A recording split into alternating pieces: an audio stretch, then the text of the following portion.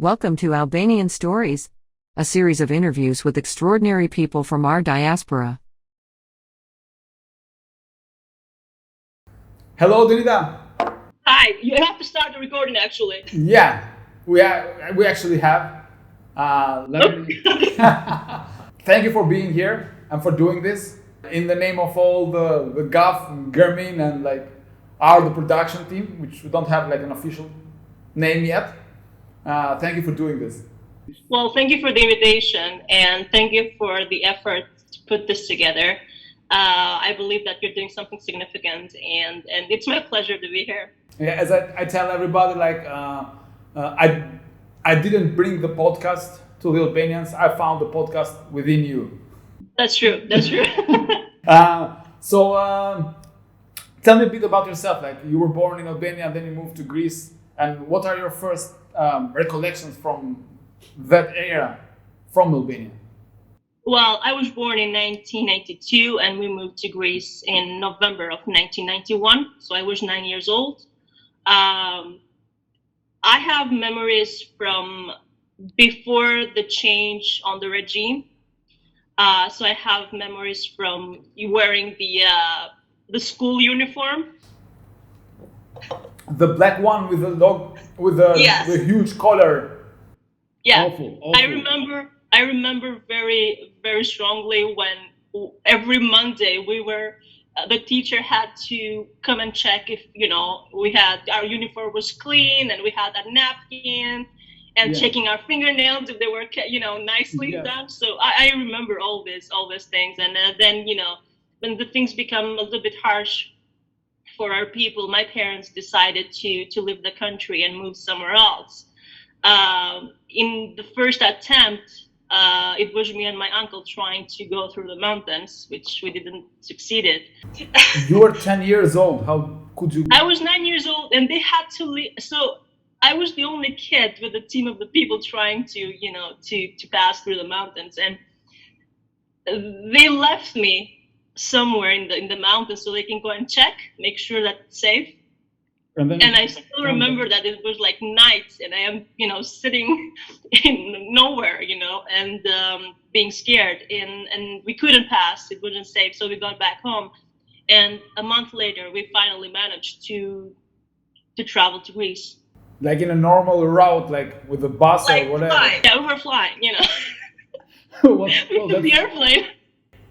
That's the extremes, crossing a mountain and then with an airplane. Nice. Yeah, and then with an airplane. So it was my first trip, and when we landed, everything was so different, like another world. And to the eyes of a child, it's something very unique. So and then how did you follow up in Greece? What happened? So another kid of immigrant parents trying to make their living, working a lot, trying to grow up in an environment where you're not welcomed, a lot of bullying, a lot of shaming you because you're from Albania. And I was, until during the teenager years, I was very much angry. I was very much I was feeling ashamed for my being from Albania because of the bullying and everything else. They were making me feel ashamed. And after when I started to understand myself and to understand where I come from, I went to the opposite side. I wasn't feeling ashamed anymore. And I was making sure that I make others aware about my nationality, that I can love at the same time and respect and dedicate myself to more than one country. I love, I can respect Greece, but I still love my country because I was born there and I have memories. It's not just my parents' country, it's also my own country. Well, it's like being a citizen of the world without even realizing it at first, because you don't need an explanation about it. You don't need a definition. It's how you feel that makes the whole thing work out. You don't need a guidance, you have to be this kind of person, so in order to love everyone or whatever, come up with something, with a better person. It's funny because people try to put a label on you. They ask you, how do you feel? Do you feel Albanian? Do you feel Greek? I'm like, I feel human. it's just a matter of a luck where you're going to be born. I was born in Albania, so I'm Albanian. Now I live in the States. So how I feel, I just feel human. I can live anywhere in the world you place me. Doesn't matter to me. And you told me something about how did you get your education through Googling stuff away? No, it wasn't. Oh, sorry, it wasn't your education. It was your talking to your colleagues.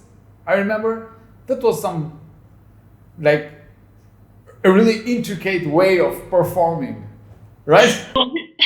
When I started my career, when I started my company, it was back in 2002. So I didn't have any experience in running a business. I didn't have any experience in the industry I was functioning.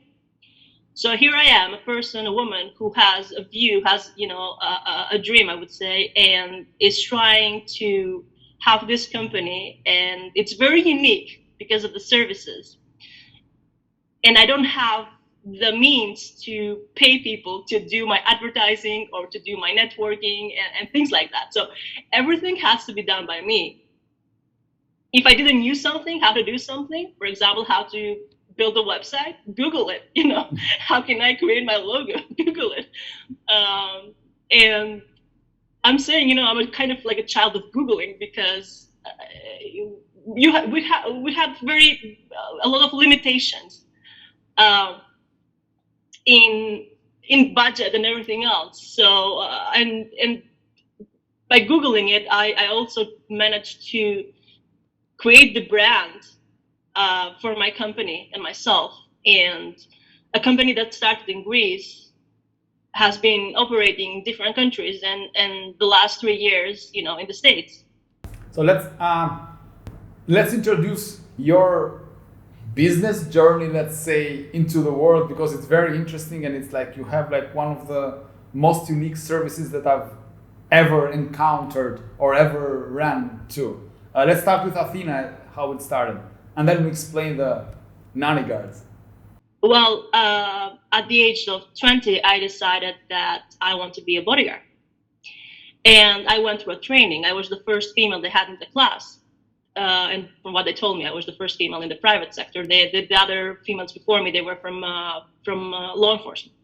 So, after the class, I was looking to see what are going to be my next steps. How do I find work? How do I, develop myself professionally further? And nobody could answer me in Greece because it was very new about females in in this industry, and they didn't know what to do with me. It's not that they didn't want to help, but they didn't know how to. Even now that it's not new, it's still rare. Even now that it's not new, it's still rare, this thing. Yeah, it is, but it's better than it was 20 years ago. Of course.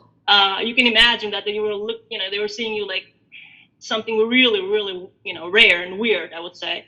And I had the idea okay, let's create a company where it's going to be dedicated only to female bodyguards. And here I am because this company started months after my first training. So no experience in running a business, no experience in the industry, nothing. I had to bring other people in the organization to help me, people who had experience, to help me to develop the company. And the reason I choose Athena as a name is because I was, even for my years in Albania, my father used to read me for bedtime stories, Homer. So I was very familiar about the Greek mythology, and Athena always struck me because of her persona. You can be a female, you can win wars through wisdom. And that's what I wanted to have to represent females in the business. That if you are a female bodyguard, you don't have to be huge like your male colleagues. You just have to be wise enough and intelligent enough to be in the business. That's why I choose the name Athena. That's a great branding approach. Awesome. It was very hard at the beginning, to be honest with you, but I own, if you would say, the success of the brand to networking, to social media, because it was the only way for me, being in Greece back then, was the only way to reach out to colleagues. and make myself known to them that this is who I am, this is what I do. And I was reaching to college in different countries who were hiring me to go and work in these countries. And that's how I found myself, with an Albanian passport, from Greece, an immigrant in Greece, traveling in different countries, in countries that I would have never dreamed before, and work for specific clients. That all because of the brand and the networking. Being from Albania, did you get a gun permit?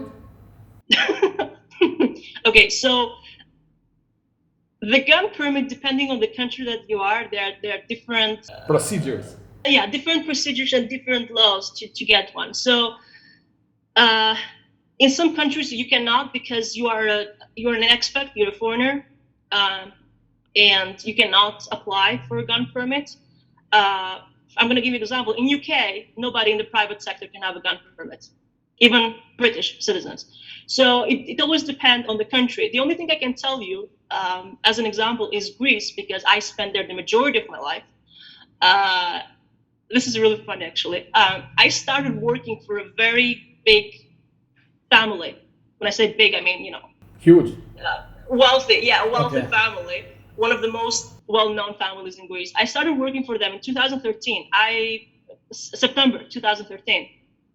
So a week after I was hired, I applied to get my gun permit because everybody in the team was armed. Yeah. And there's a very specific process. There's a huge, thick file that you have to submit everything that they want from my side and from my client side.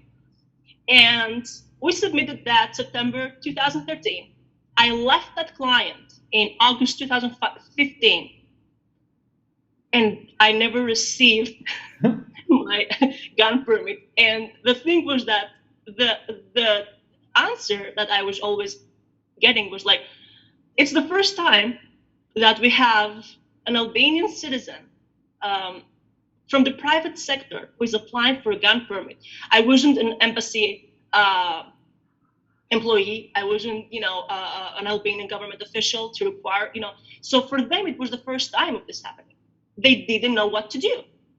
My file was going from the, Ministry of Foreign Affairs, External Affairs to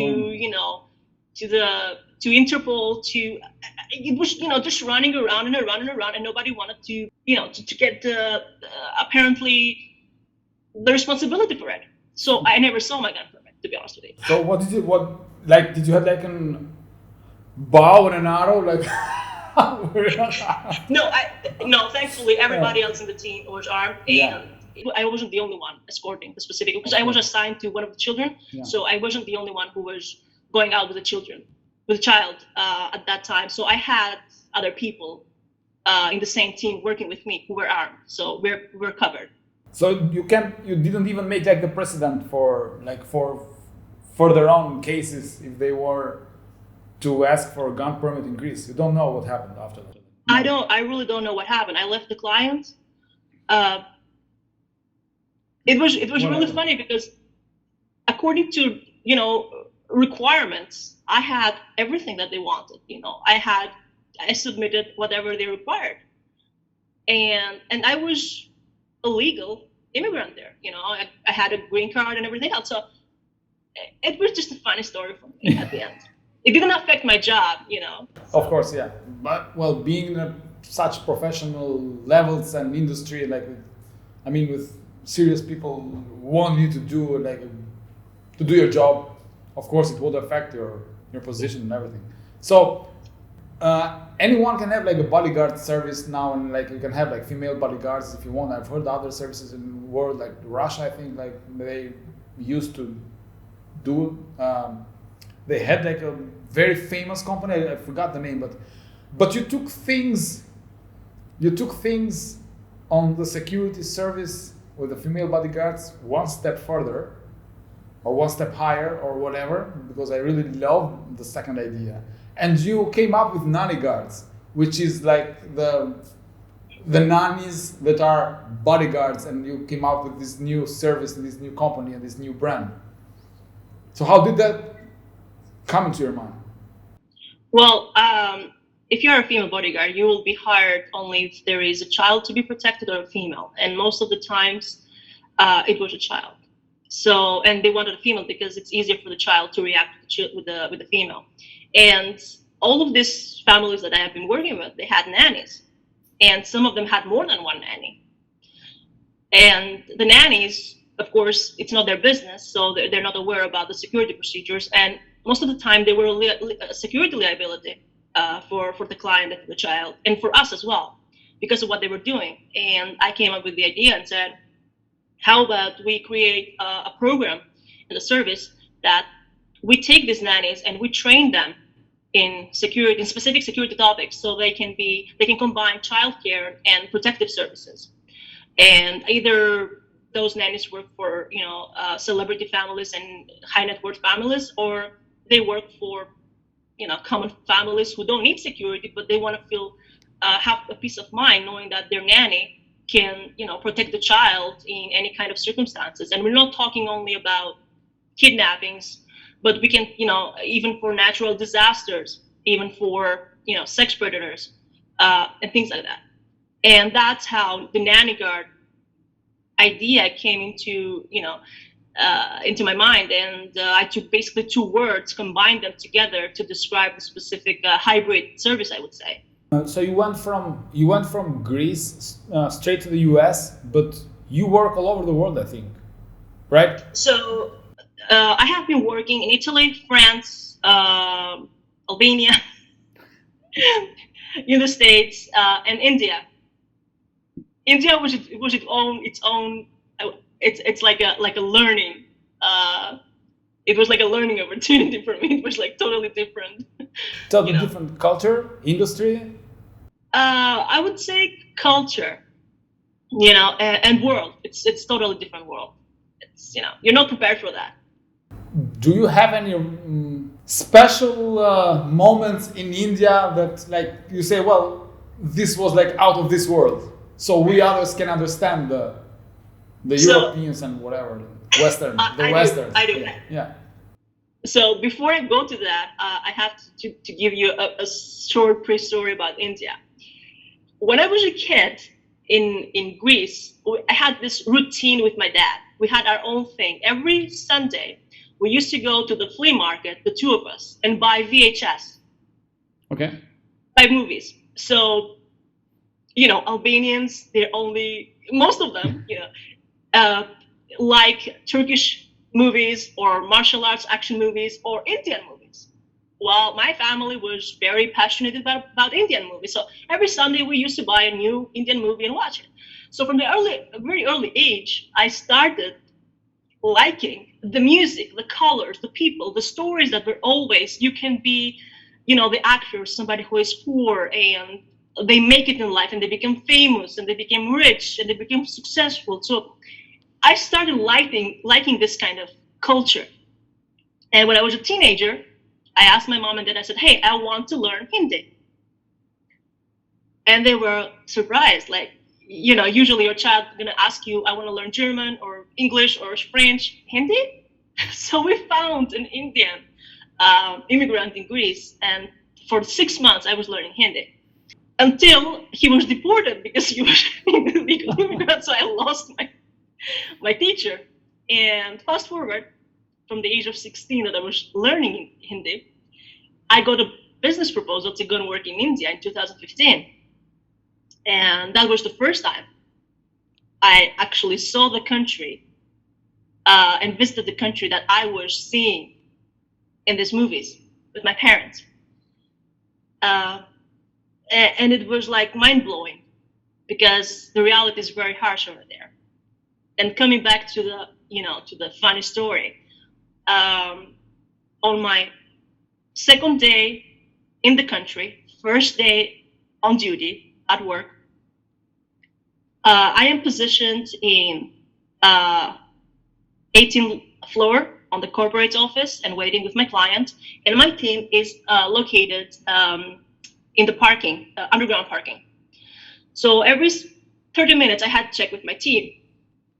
So I'm checking with WhatsApp, nothing. Checking the radio, no reply. Checking again, nothing. So I decided to go downstairs in the parking and, check with my team. And I go there and I see all the team, 16 people, drivers and security personnel, flat out. And I thought, okay, the first thing that gets to your mind is we have been hit. Oh, 16 people. Yeah, we have been hit. Everybody was, like this. They were sleeping.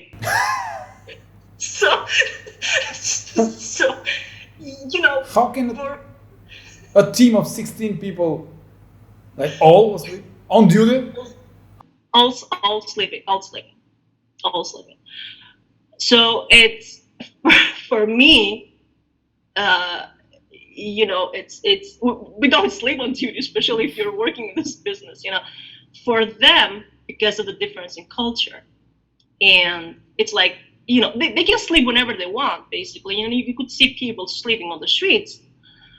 So that was the first shock I had, working with them. And it took me a lot of time to work it with them and say that, this is not acceptable for this and that reason. But that, I will never forget that, actually. We can get killed for real. Like, guys, please don't sleep on your duty. You don't sleep on duty. You're security personnel, So you can't do that. So after going, so you said you've been around a lot and you've seen many places. What happened? How did you feel when you went back your first time in Albania? After we left in 1991, we went back to Albania in 2004. I left as a child and I came back as an adult. The images I had when I left were, good and bad images, of course, mostly bad because of the situation that happened back then. And as a child, I couldn't comprehend and understand what's going on. And when I got back in 2004, and I see that everything is fine now. This is not a place that, it's scary or dangerous. This is quite safe. And I kind of felt guilty for having, thinking that it's going to be bad. It's not bad, it's fine. The country has been building itself back and, the people are doing much better. So it was really interesting for me to see the difference before and after. Well, there are good and bad on every place you go, but it has been doing better actually. Like after all this time, people have worked and like they have made a future for themselves. Whatever the politics are, like we are hardworking people at the end of the day. Like Albanians, like they really are hardworking people. For us, it's like hard to work at our place because we don't see a certain future to whatever we're doing. But you've seen for yourself Albanians out of our countries like Albania and Kosovo and from North Macedonia or from wherever they are. Like it's strange and it's like somehow it weirds me out and my friends and my relatives, like whenever we go out, like we make miracles happen. It's like you're talking to other people. You ever sense that, for example, you have like these great companies doing a great job and like there are other people, like famous people, like getting into the entertainment industry or doing in the science fields and whatever, and it's like, can't they do the same here? Apparently they can't. Or maybe they can. I would say maybe I'm wrong, but my opinion on this is that I would probably say that maybe they're having more opportunities in these other countries. Right, yeah. There are some countries that you can do much more because they don't care where you come from. What they care is, do you have the skills to do something unique? And every country is different. For example, I don't believe that I would be able to have the same success if I had remained and work only within Greece.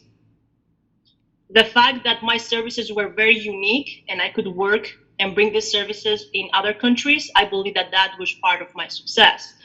But if I was limited to do that only in Greece, I would have never made it because of the culture of Greece and how Albanians are considered.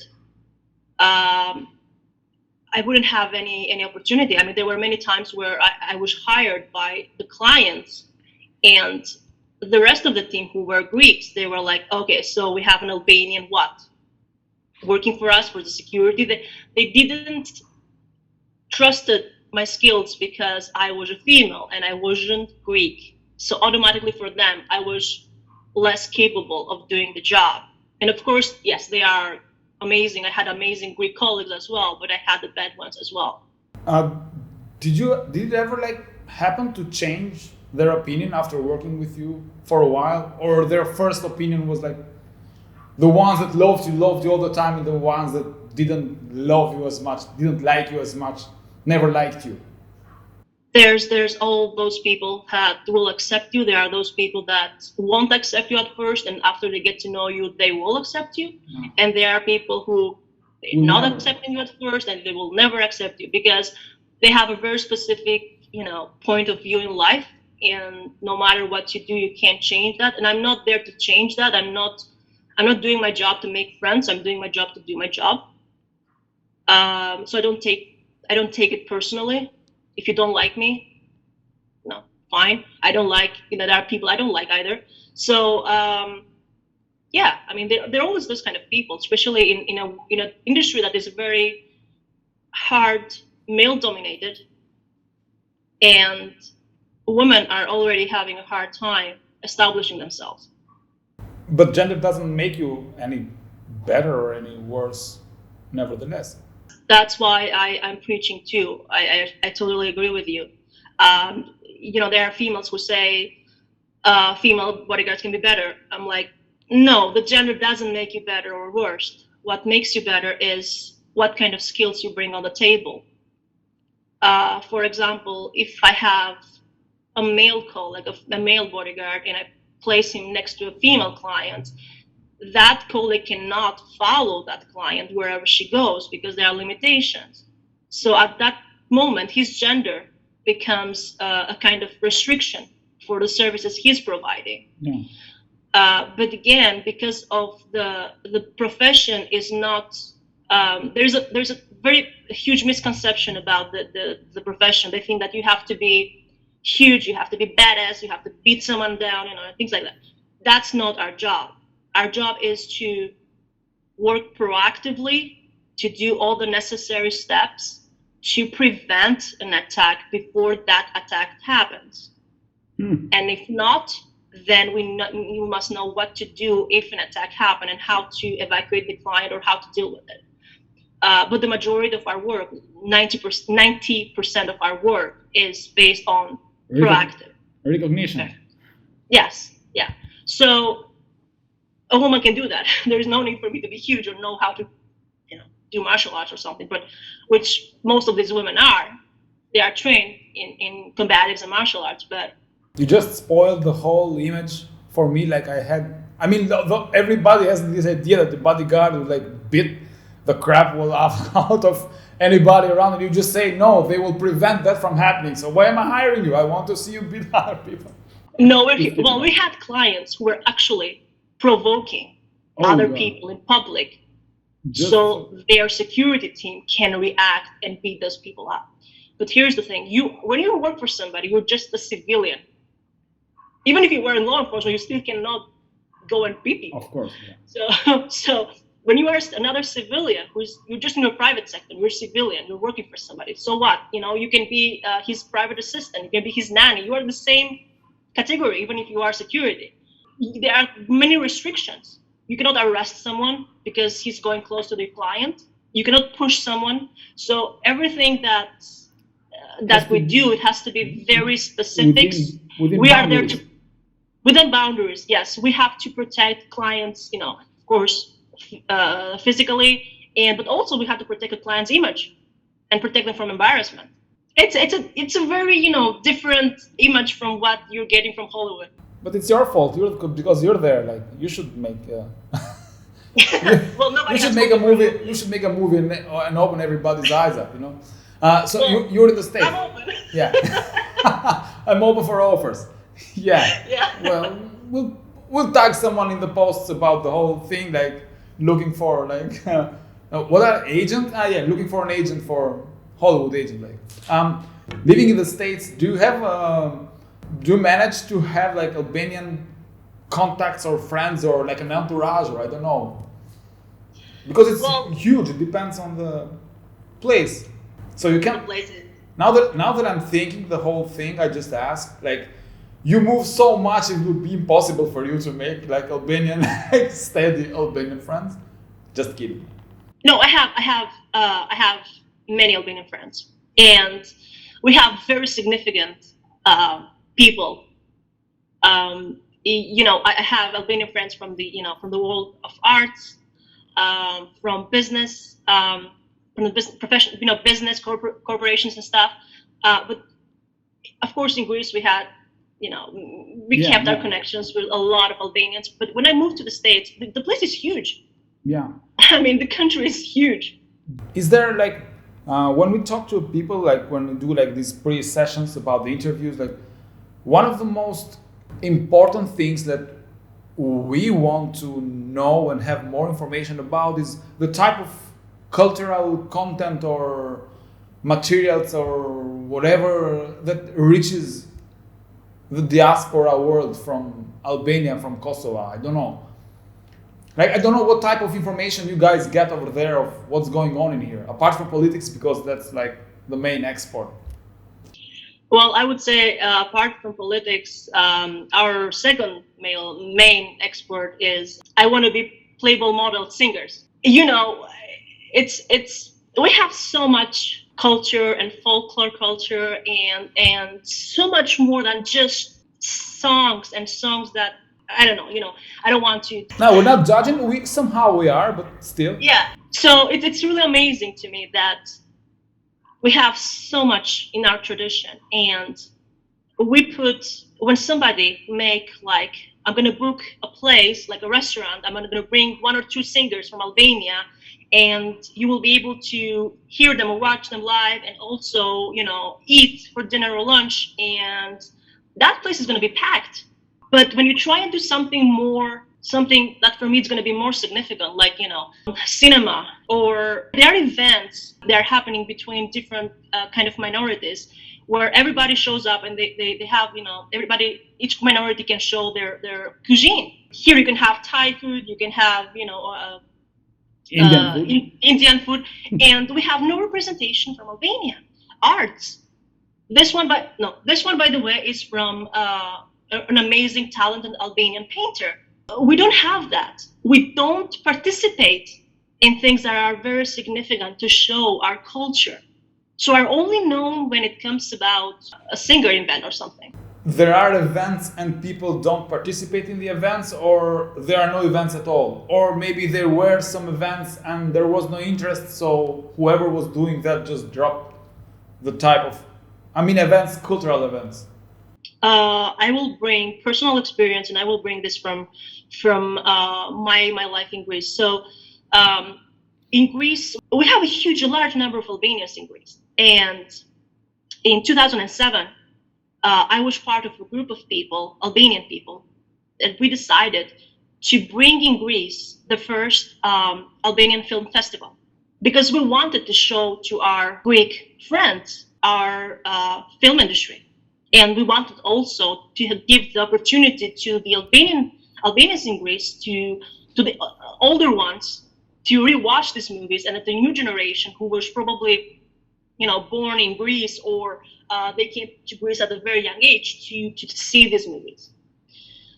So for 7 days, we had different Albanian movies. We had 25 movies. 2 were from Kosovo. And we have also short movies, short duration movies. There was no interest from Albanian businessmen in Greece to support this financially. No interest at all. There was interest from very specific Greek companies who they had Albanian clientele. Yeah, but the movies were in Albanian. The movies were in Albanian, and because we didn't have a budget, nobody, even if the Albanian government says, okay, you can have officially, because you need to have a permission from the Albanian Film Center to use these movies, and we had the films transferred through a diplomatic way, I would say. Even if they give you the permission, and there is the Greek Film Center who said, okay, I'm going to give you the place, the cinema, to use for this event, there's still enormous cost that you have to manage. And we didn't have the budget, it was very limited. Whatever money we were receiving was about, we had to print flyers and things like that. So our team, we were doing our own subtitling. So we were assigned, each one of us has, okay, here are 5 movies you have to watch, pause it. We did it with a very archaic method. So watch, pause, put your translation, the subtitles in a PowerPoint. Then take that PowerPoint while the movie is playing on the screen in the movie theater. We had another person who was clicking the next like in the PowerPoint. Yes, like a souffleur. Exactly. So we had to do manually everything. When you think about it, it's like, we should do better. We should do better. And the majority of the people who came to see these movies were Greeks. We were blown away by the numbers of the Greek film fans that they wanted to see an alternative, cinema. And we had very limited, like probably 10% were Albanians. Well, maybe they didn't miss that cinema much. Maybe the choice of movies were. I think it's your fault because maybe you chose weak movies. I don't know. We separated in 2 eras. So before the fall of the regime and after the fall of the regime. Okay. And again, sometimes it's like, you have to support something that is being done for your community, for your people. And besides that, because I have been a lot in contact with the artistic side, because my brother is a movie director as well, there are many other communities of immigrants in Greece who are doing something artistic. And I have seen them, events for children and things like that. And we are the only community who doesn't participate, who doesn't do anything. It's not the first time that I hear this, unfortunately. Well, there are groups of people that are trying to change this, but if they keep going, maybe later on it will catch on. I don't know. Again, we have very significant people and very big talents inside Albania and outside Albania that we should be proud of, and we should show and also empower them and support them, and we should do better. Yes, some of us are trying and are trying really hard and giving everything they got to make at least some things last, the good things, try to survive the whole this being covered.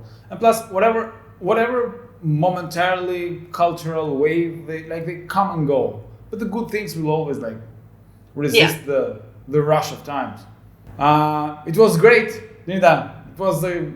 You have an awesome story, and it's every time I go and think about those 2 companies, me being a marketing and advertising guy, it's I would have loved to be part of the team that launched them, because it's a great thing to have in your portfolio as an external person, but for you it's the work of your life.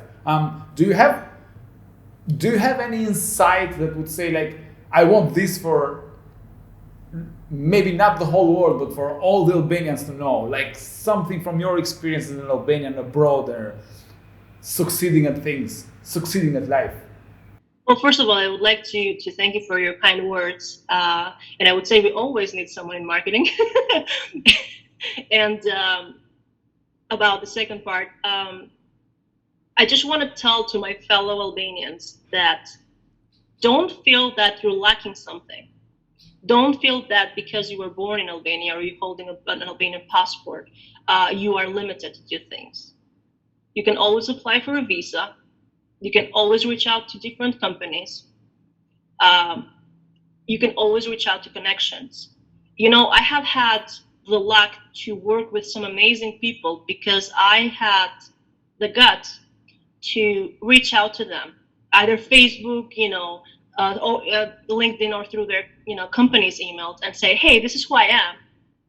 This is, can you help me out? Or can you, what do you suggest? And some of these amazing people reached out to me, and they gave me such great guidance, and they helped me. So sometimes it's just asking for help. And it's okay if you can't do something, if you don't know how to do something, learn about it or ask someone who knows how to do it. So even if you're an Albanian, you can always reach out to the other part of the world. If you want to do it, there's ways to do it. You're not lacking anything. You can always get, if I'm not mistaken, Albanian passport can enter 54 countries without a visa. And for me, it has always been easy to get even an American visa. So there are no restrictions. The only restrictions it's us, in our stories. Great. It's what holds us back. And I always use my story and say, if I made it, you can make it too. There's nothing that can stop you. It's going to be struggles. Yes, there are going to be struggles. There are going to be people who are going to try to stop you or tell you how silly it is. The idea you have it is. But if you have, a good idea, you can always seek out for help. I have reached out to companies, to amazing companies that are huge. And by just asking someone who was working there, hey, how can I reach out to the HR department? So it's only about just ask, just go out there. Just ask, and it will be given to you. It's not that it will be given always, but there are people out there who will help you. There are amazing people who will, okay, 8 will help you, 2 won't, but who cares about the 2? And with the power of social media today, you can reach out to many people. Thank you. Yeah, we need sometimes that we are confident. We are not actually confident as people, maybe too much of confidence. We are like absorbed sometimes, those who go forward and make things happen for themselves. And the people that have skills are not so confident in doing things. They're always it's like this self-doubt. So they really need to hear this. Thank you. Thank you for putting this out loud. No, it's understandable. Okay, everybody may have doubt. I had many doubts, many doubts about myself. I made a lot of mistakes, huge mistakes, especially with having a company.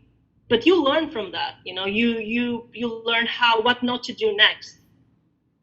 Okay, so we'll call it a day then, Chief. Thank you for this opportunity, and thank you for your project and what you guys are doing. And please pass my gratitude to all involved in this, and I wish you much success. Yeah, we will. Thank you for doing this. Thank you for taking time out of your over busy schedule, and we'll stay in touch and talk for lots of things more. Yes, it was my pleasure. Thank you. Thank you. Bye. Bye. Bye, Linda. Thank you.